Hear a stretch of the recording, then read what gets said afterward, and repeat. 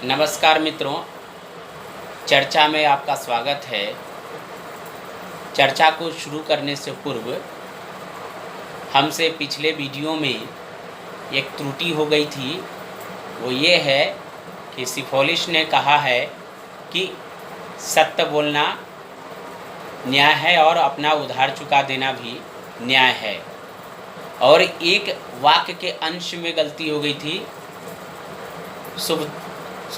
सुधारात्मक कार्य द्वारा अपराध को समाप्त किया जा सकता है या खत्म किया जा सकता है, ऐसा मैं कहना चाह रहा था। जो खत्म शब्द हमसे छूट गया था बोलना। आज मैं चर्चा को शुरू करने से पूर्व आपसे ये करबद्ध निवेदन करूंगा कि आप हमारे वीडियो को पूरा देखा करें और आप अपने चैनल को सब्सक्राइब करें, लाइक करें, शेयर करें। यही आपसे निवेदन है। अब मैं चर्चा की शुरुआत करता हूँ। प्लेटो ने दार्शनिक राजा का सिद्धांत का प्रतिपादन अपना ग्रंथ रिपब्लिक में किया है। वो ये है कि कोई ऐसी परिस्थिति उत्पन्न हो जाती है जिससे समाज में अव्यवस्था उत्पन्न हो जाती है, तो किसी न किसी विद्वान द्वारा उस अव्यवस्था को समाप्त करने के लिए कोई न कोई सिद्धांत की रचना की जाती है। इसलिए प्लेटो ने दार्शनिक राजा का सिद्धांत का प्रतिपादन किया।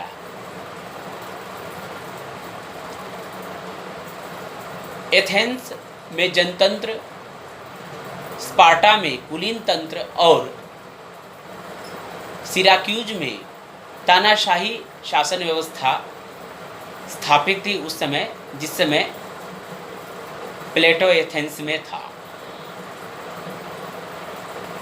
ऐसी शासन व्यवस्था जिससे जनता का कल्याण नहीं हो रहा था, उनका दमन हो रहा था। और जनतंत्र से खिन्नता इसलिए हो गई थी कि जनतंत्र नामक शासन के द्वारा ही उसके गुरु सुकरात को फांसी की सजा हुई थी। इसलिए उसने कहा कि शासन में बुद्धिमान लोगों को न रहने के कारण ही हमारे गुरु को इस प्रकार की सजा भोगनी पड़ी।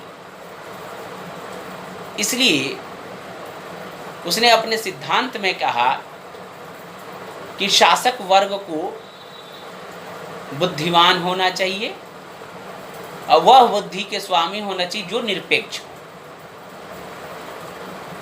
शासक अपने बुद्धि के माध्यम से समाज में शासन करें जिससे न्याय की स्थापना हो सके। इसलिए स्वाभाविकता के आधार पर प्लेटो ने उस समय मनुष्य को 3 वर्गों में विभाजित किया था। नंबर 1 उत्पादक वर्ग, जो उत्पादन का कार्य करने के लिए सक्षम था या ऐसी बुद्धि उसके पास थी। नंबर 2 सैनिक वर्ग, जिसके अंदर सैन्य भाव की प्रधानता थी, जो अपना कर्तव्य सैनिक कार्य करने के लिए समझते थे या समाज में शांति व्यवस्था स्थापित करने के लिए कार्य करना चाहते थे। ऐसे वर्ग को सैनिक वर्ग कहा गया। नंबर 3 बुद्धिमान वर्ग या बुद्धिजीवी वर्ग जिसे कहते हैं।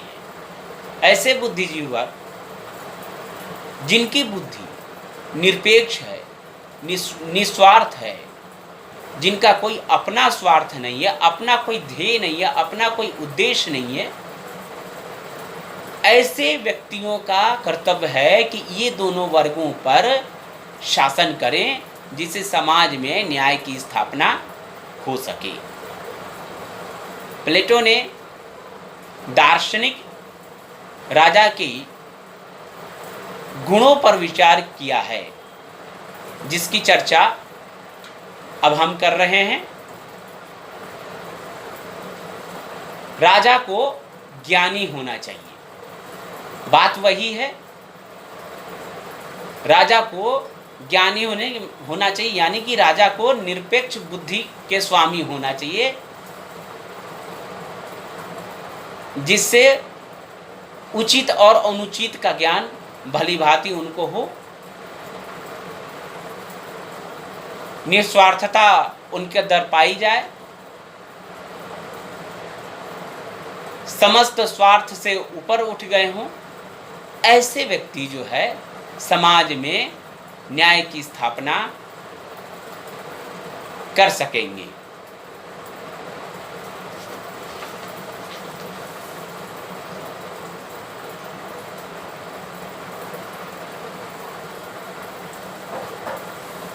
और कहता है एक आदर्श राजा कुलीन होना चाहिए। मित्रों, उस कुलीन तंत्र की बात प्लेटो नहीं कर रहा है। वह उस कुलीन जो इस समय या उस समय समाज में या संसार में व्याप्त था, वह ऐसे कुलीन तंत्र के विषय में बात कर रहा है जो बुद्धि से युक्त हो, जिनका व्यक्तिगत कोई स्वार्थ न हो, जिसका व्यक्तिगत कोई हित न हो। ऐसे व्यक्ति को कुलीन कहता है जो निरपेक्ष बुद्धि के स्वामी है। जिसके पास निरपेक्ष बुद्धि होती है, वो समाज के प्रति किसी प्रकार का अन्याय का भाव अपने मन में ला ही नहीं सकते।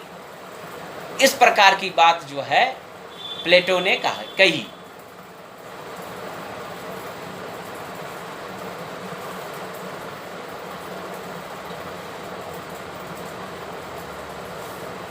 शासक तथा राजा का एक ही हित शासक और राज्य का एक ही हित होना चाहिए। कहने का तात्पर्य ये है कि शासक के पास कोई अपना परिवार नहीं होना चाहिए। अगर प्लेटो ने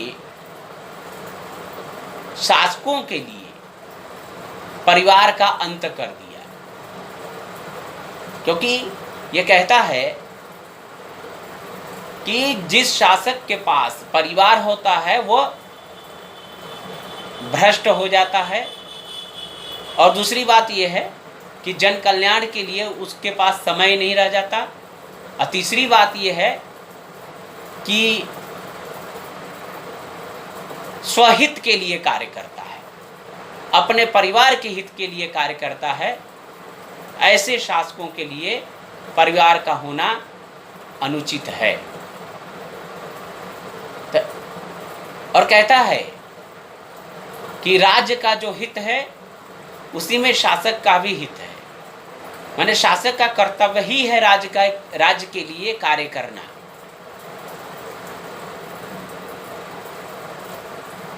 राज्य के उन्नति के लिए कार्य करना। राज्य में जो 3 वर्ग जो स्थापित हैं वैसे लोगों के लिए कार्य करना, यही राजा का कर्तव्य है। और राज्य के कल्याण में ही राजा का कल्याण सन्निहित है।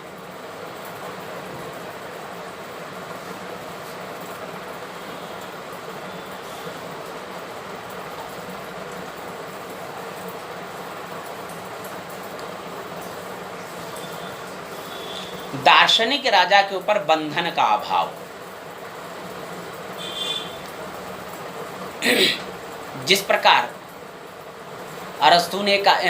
प्लेटो ने कहा कि राजा पूर्णतया दार्शनिक, माने किसी प्रकार का दोष ना हो ऐसे राजा में,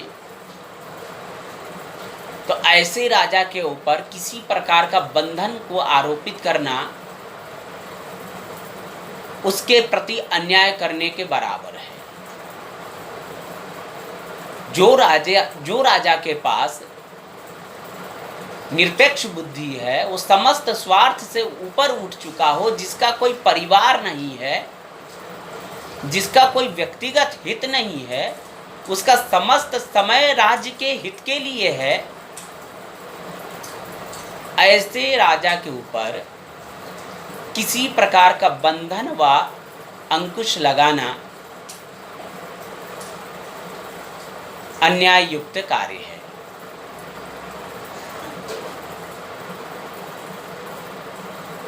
प्लेटो ने दार्शनिक राजा के ऊपर 4 प्रकार के बंधन आरोपित किए हैं।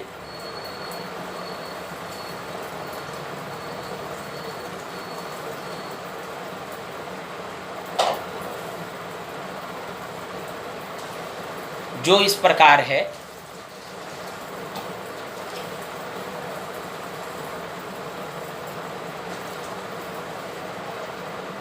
धन के संबंध में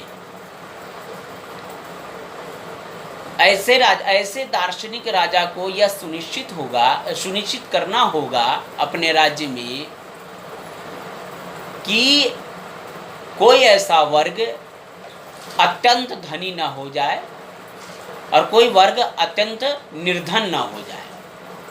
अत्यंत धनी होने का तात्पर्य यह है कि राज्य में विलासता का प्राबल्य बढ़ जाएगा, जिससे कुव्यवस्था और अशांति की स्थापना हो जाएगी,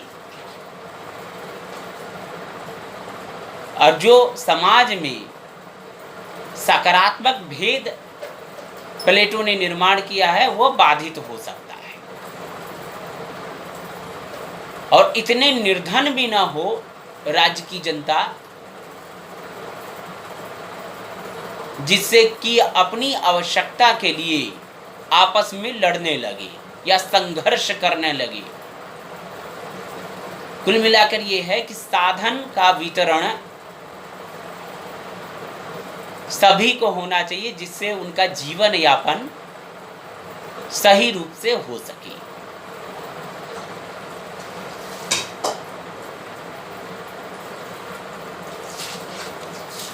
राज्य के आकार के विषय में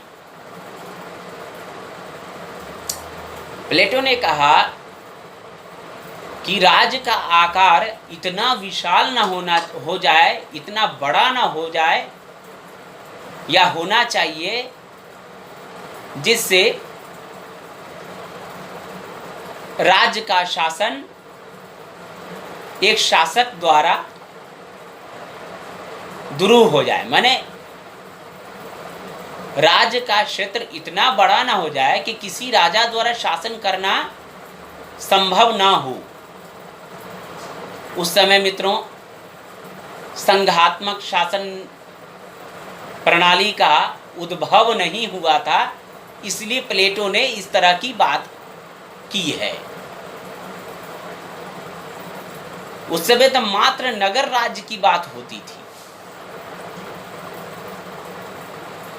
जिस प्रकार इस समय छोटे छोटे संसार में नगर व्याप्त हैं, छोटे का बहुत बड़े, कुछ तो ऐसे नगर हैं कि प्लेटो के अनुसार तो उस नगर में बहुत सारे नगर राज्य हो सकते हैं। और दूसरी बात कहता है, राज्य का आकार इतना भी छोटा ना हो कि आवश्यक सामान की पूर्ति ना हो सके। माने राज्य का आकार इतना बड़ा अवश्य होना चाहिए कि आवश्यक सामान की पूर्ति हो सके, जिससे जनता की आवश्यकता की पूर्ति सुचारू रीति से हो सके। और जनता क्या, सभी वर्गों के लिए, चाहे शासक वर्ग हो या सैन्य वर्ग हो या उत्पादक वर्ग हो, तीनों वर्गों के लोगों की आवश्यकता की पूर्ति हो जाए, राज्य इतना बड़ा हो।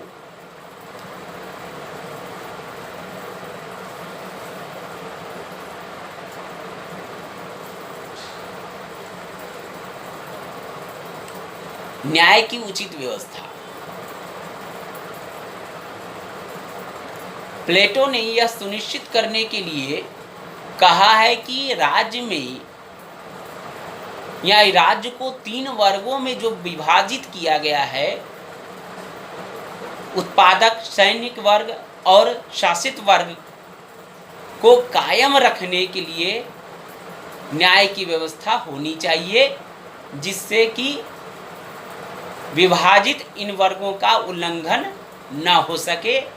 अगर ऐसा किया जाता है तो फिर से एक प्रकार की अव्यवस्था उत्पन्न हो जाएगी।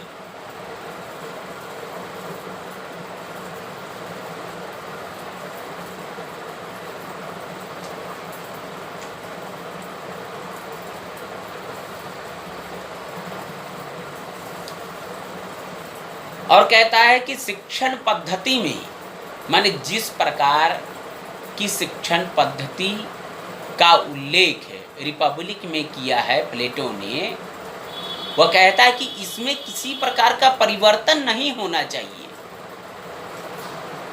अगर शिक्षा पद्धति में परिवर्तन हो जाए तो वह जो है ने उससे समाज के व्यक्ति का जो गुण है वो निम्न हो जाएगा, माने शिक्षा का स्तर निम्न हो जाएगा। इसलिए उसने कहा कि जो जिस प्रकार की शिक्षा की व्यवस्था रिपब्लिक में की गई है, उसी प्रकार का शिक्षण होना चाहिए। अगर इसको परिवर्तित किया गया तो इसमें विकृति आ जाएगी। अब विकृति आने के कारण व्यक्ति का नैतिक पतन हो सकता है या व्यक्ति के गुण का पतन हो सकता है, और इस प्रकार से जो विभाजित समाज है 3 वर्गों में, उसका नुकसान होगा, ऐसा प्लेटो का मानना है।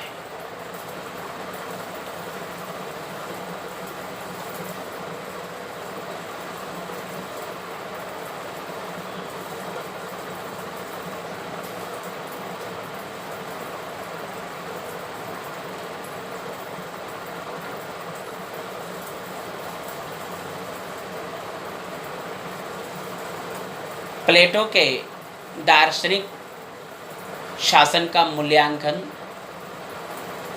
और आलोचना।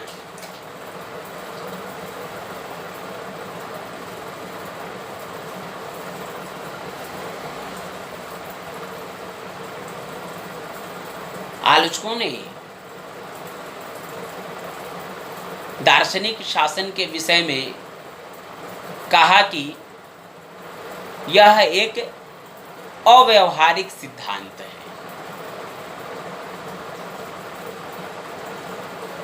दार्शनिक राजा का खोजीकरण असंभव है, ना ही इस प्रकार की कोई पद्धति का विकास प्लेटो ने किया है कि जिसके कारण यह पता लगाया जा या जिससे यह पता लगाया जा सके कि दार्शनिक राजा का गुण इस स्तर का है और ऐसे लोग दार्शनिक राजा हो सकते हैं।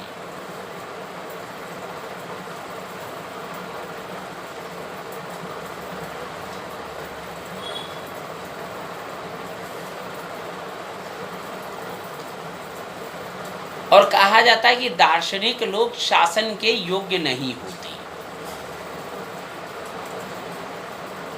जोवेट ने कहा है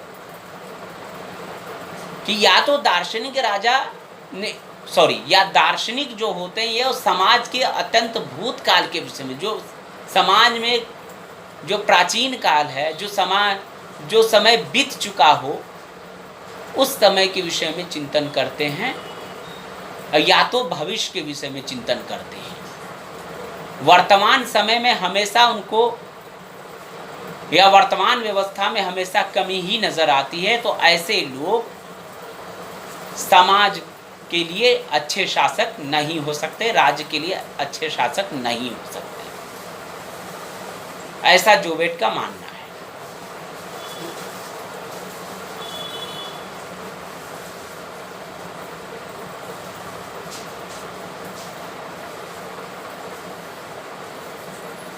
और शासक, दार्शनिक शासक में सामाजिक गुणों का अभाव, यानी सामाजिक जो विषय है उसका अभाव।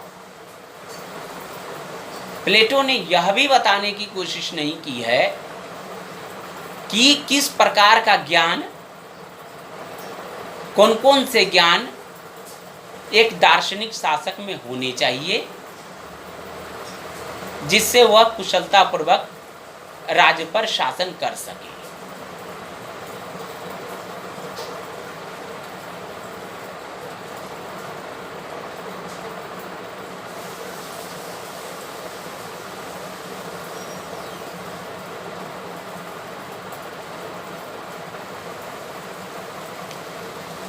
और दार्शनिक शासक को निरंकुश होना।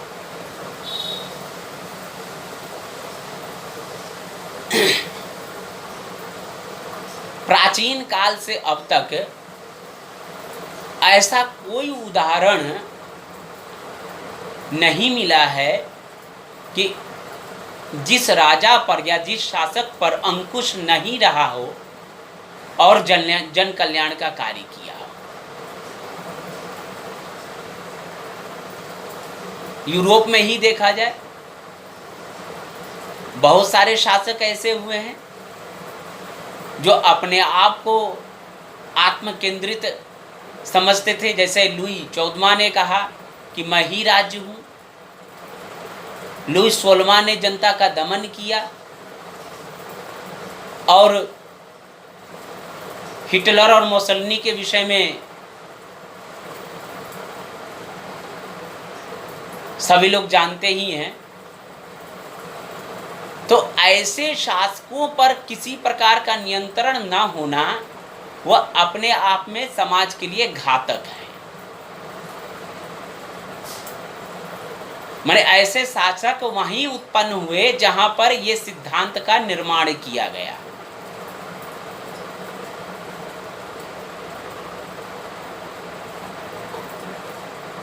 लॉर्ड एक्टन ने कहा है, सत्ता व्यक्ति को भ्रष्ट करती है। जो व्यक्ति शासन में होता है या सत्ता में होता है, वह व्यक्ति हमेशा यह जुगत में रहता है, यह प्रयास में रहता है कि अपने स्वहित के लिए, अपने परिवार के हित के लिए कुछ कार्य कर सके।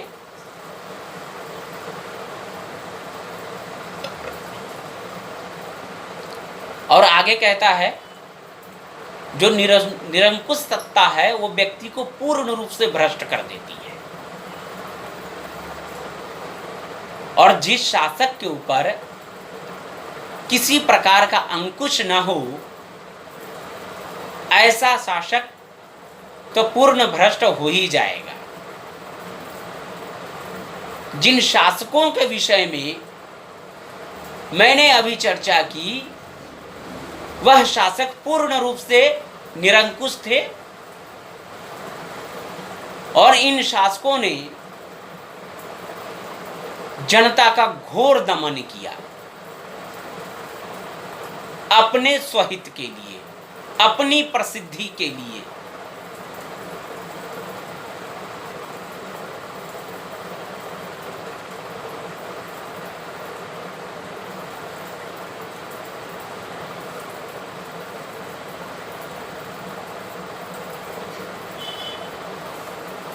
जनतंत्र को नकार देना।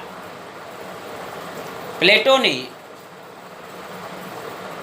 जनतंत्र को नकार दिया, वो इसलिए कि जनतंत्र शासन ने ही मैंने जनतांत्रिक शासन ने ही प्लेटो का आचार्य सुकरात को फांसी की सजा दी थी 70 वर्ष की उम्र में। तो आलोचकों ने यह कहा है कि जनतंत्र में सुकरात को 70 साल की उम्र में फांसी हुई थी, किंतु अगर कोई दार्शनिक राजा या निरंकुश दार्शनिक राजा उस समय व्याप्त होता तो उसे कईयों वर्ष पूर्व फांसी हो गई होती। एक निरंकुश शासन में आप अपने विचार स्वतंत्रता की कल्पना ही नहीं कर सकते। आपको पता होना चाहिए अपने पड़ोसी देश चीन के विषय में, वहां पर व्यक्ति को विचार स्वतंत्रता प्राप्त नहीं है। शासन के विरुद्ध अगर कोई ऐसी बात वहां की जनता कर नहीं सकती है। लोगों का दमन कर दिया जाता है। तो इस प्रकार से एक स्वार्थी, आत्मकेंद्रित, निरंकुश राजा के सामने विचार स्वतंत्रता का कोई महत्व नहीं हो सकता।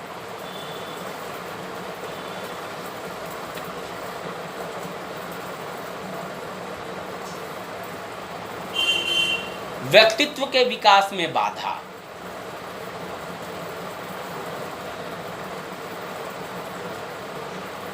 प्लेटो ने सैनिक और शासक वर्ग के लिए परिवार का अंत कर दिया। हमें मानना चाहिए कि परिवार एक अनिवार्य संस्था है हमारे लिए। हमारे जीवन का शुरुआत ही परिवार में ही होता है और बच्चों का लालन पालन उत्तम तरीके से परिवार में किया जाता है और परिवार ही बच्चों को अच्छा संस्कार प्रदान करता है। जब प्लेटो ने परिवार नामक संस्था को अंत कर दिया तो इससे स्पष्ट हो गया कि यह एक सामाजिक बाधा उत्पन्न हो गई। यानी समाज में एक बाधा उत्पन्न करने की कोशिश की, बालकों पर अन्याय करने की कोशिश की, ऐसा सिद्धांत को उत्पन्न करके या परिवार को समाप्त करके या उस प्रकार का साम्यवाद की स्थापना करके परिवार का उन्मूलन करके इस तरह का बाधा बच्चों के सामने उत्पन्न कर दी। और दूसरी बात यह है, जिस प्रकार समाज को 3 भागों में बांट दिया, 3 वर्गों में बांट दिया, वह एक अकाट्य व्यवस्था थी। माने एक वर्ग के लोग दूसरे वर्ग में काम करने के लिए सोच नहीं सकते थे। कहने का मतलब यह है कि उत्पादक वर्ग ना ही सैनिक वर्ग में या ना ही सेना में जा सकता था और ना ही सेना के लोग उत्पादन का कार्य कर सकते थे और ना ही ये 2 वर्ग शासन कार्य के लिए अपने आप को स्थापित कर सकते, यानी शासन में अपने आप को शामिल कर सकते थे। शासन करने का अधिकार उन्हीं लोगों के पास था जो निर्लिप्त बुद्धि के स्वामी, जो प्लेटो ने कहा है। अब निर्लिप्त बुद्धि कैसी होती है, क्या होती है, उसके विषय में प्लेटो ने उसके लिए किसी प्रकार का मापदंड प्लेटो ने नहीं बनाया है जिस आधार पर यह तय हो सके कि दार्शनिक राजा कौन होगा।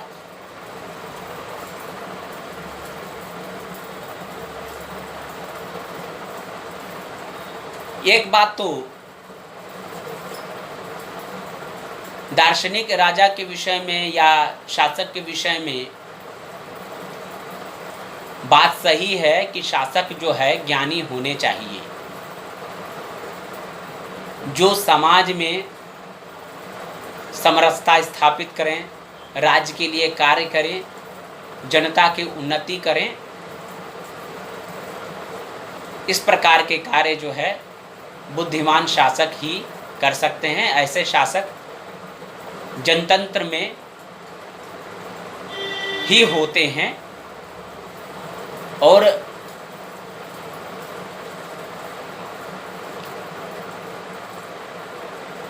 जो लोग ज्ञानी नहीं होते, जो आत्मप्रेमी होते हैं, ऐसे लोग जनता का हनन करने का कार्य करेंगे। तो इस थोड़ी सी उपयोगिता इस सिद्धांत में है कि शासक को ज्ञानी होना, जनप्रिय होना, न्याय भाव से प्रेरित होना यह आवश्यक है। मित्रों, आज की चर्चा मैं यहीं पर समाप्त करना चाहता हूं। आगे की चर्चा हम आगे के विषय पर करेंगे। बहुत बहुत धन्यवाद। नमस्कार।